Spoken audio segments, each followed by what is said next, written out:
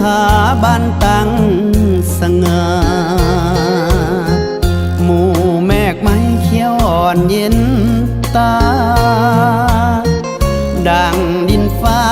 อินปะทานยามตาวันทอดแสงลมอ่อนยามแรงพัดไหววันหมู่นกน้อยเฮียกหากันบินกับหันขึ้นสู่หางเอาปรึกษาเป็นกำแพ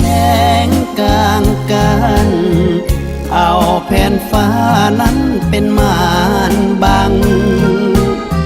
เอาเสียงแมงไม้เป็นดนตรีกลองดังเอาเดือนดาวต่างโคมไฟยามจากไกลใจไฟหาอยากกลับคืนมาอีกครั้งใหม่คิดถึงดงโดกแดนไทยยามห่างไกลใจอาวร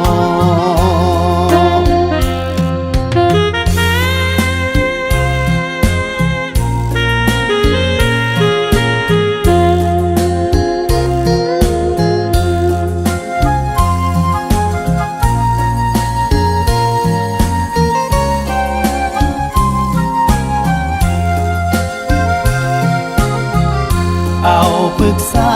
เป็นกำแพงกลางกันเอาแผ่นฟ้านั้นเป็นม่านบังเอาเสียงแมงไม้เป็นดนตรีกลองดังเอาเดือนดาวต่างโคมไฟยามจากไกลใจไฟหาอยากกลับคืนมาอีกครั้งใหม่คิดถึง